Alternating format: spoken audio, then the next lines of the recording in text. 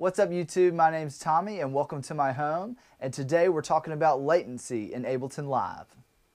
So what is latency? Latency is the time it takes for an audio source, whether it be your guitar or your vocal, to process through cables all the way through your audio interface and be recorded onto your computer. So that takes time. So I found the best way to reduce your latency is to lower your buffer size in Ableton Live. And let's check out how to do that. So let's take a look on how to lower your buffer size. First off, you're going to go into Ableton Live and you're going to click Command, on the keyboard, and that'll open up your preferences. And then right here on the audio tab, see there's different tabs on the side right here. You click on the audio tab. And right here under buffer size, see I have a buffer size set of 64 samples. Now that's a really low buffer size. For instance, like you typically want to be recording at a buffer size of 128 or 64 is what I found. The human ear can't pick up on that when you're monitoring and recording at the same time. But if you're at a buffer size of, say, let's do an extreme. Let's say 1024, which I never go up to, but watch what happens when it takes some time to load at first. Watch what happens when I strike the guitar and then listen to it coming out of the monitors. Watch me do it really quick. See that little bit of lag behind?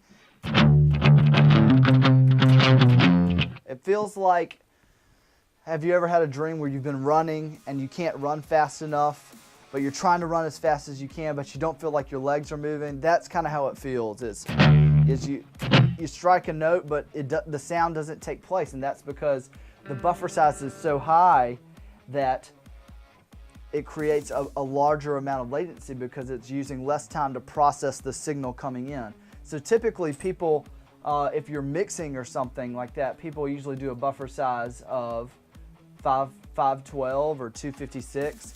I usually stick around 256 or 128 for my whole recording, and I can do about up to 100 tracks. If I'm already 100 tracks deep into my Ableton Live set, then I'll just open up a new live set and I'll mix down the work that I've done and record the guitars or record the vocals and then bounce them down and then put them back into my master file. And that way you can have a low latency and it doesn't affect your CPU on your computer, because if we go down lower, let's say if we went to a 32 buffer size, so we were at 19% on our CPU just then. Let's see what happens to our CPU right here when we go to a buffer size of 32. So the lower the buffer size, the faster your computer has to work. And if you lower it too much, you're going to get some pops or clicks. So let's see if we have any pops or clicks. See, we're already hitting about 40%, and I bet if we strum right now, we're going to get some pops and clicks. Ugh, it sounds horrible. So it's kind of like a battle between your CPU and your recording. So there's also a great way to test if your buffer size is too low is with the test tone. So right here you just click tone. And if we lower our buffer size lower and try to test the test tone, notice the pops and clicks. Notice the pops and clicks that take place, so we know it's too low.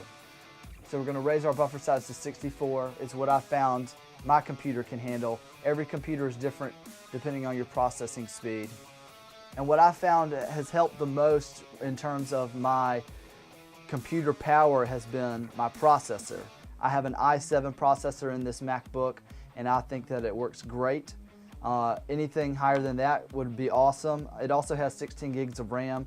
But I've tried out different RAM, but I think your processor is the most important thing in terms of latency and how to control that, and when you're recording guitars or vocal or anything that's live or analog. So I hope you've enjoyed learning about latency today with me, and I'll see you next time.